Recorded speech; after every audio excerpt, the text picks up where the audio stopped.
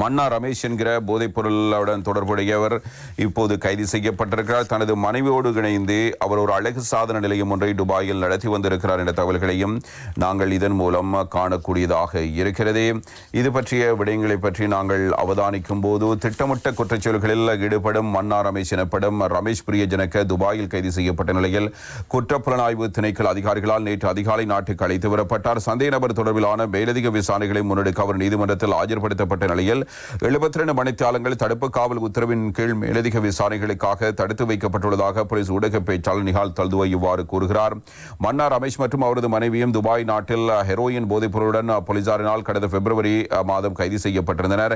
இதனிடையே 2 மாதங்களாக போலீசாரினால் தடுத்து வைக்கப்பட்டிருந்த மன்னா ரமேஷ் குற்றத்தடுப்பு பிரிவு அதிகாரிகளால் ஸ்ரீலங்கன் விமான சேவைக்கு சொந்தமான விமானம் ஒன்றில் நேற்று காலை கட்டுநாயக் விமான நிலையத்துக்கு அழைத்து வரப்பட்டார். சந்தேக நபருக்கு எதிராக சர்வதேச சிவப்பு எச்சரிக்கை பிடியாணையம் பிறப்பிக்கப்பட்டிருந்தது. சந்தேக நபரிடம் விமான நிலைய குற்றத்தடுப்பு பிரிவினர் 4 மணித்தியாலங்கள் வாக்குமூலம் பதிவு செய்ததோடு பின்னர் பலத்த பாதுகாப்புக்கு மத்தியில் மேல் மாகாண குற்றத்தடுப்பு பிரிவினரிடம் ஒப்படைக்கப்பட்டிருந்தார். மன்னா ரமேஷ் கடந்த வருடம் மார்ச் மாதம் நாட்டிலிருந்து துபாய்க்கு தப்பிச் சென்றுள்ளதாகவும் அங்கிருந்து நாட்டில் திட்டமிட்ட குற்றச்செயல்களை மேற்கொண்டு வந்துள்ளதாகவும் போலீஸ் ஊடக பேச்சாளர் தெரிவித்திருக்கிறார். பொதுமக்களை அச்சுறுத்தும் வகையில் திட்டமிட்ட குற்றச்செயல்களை இயக்கும் குழு ஒன்றின் தலைவராக செயற்பட்டு வந்த ஒருவராவார்.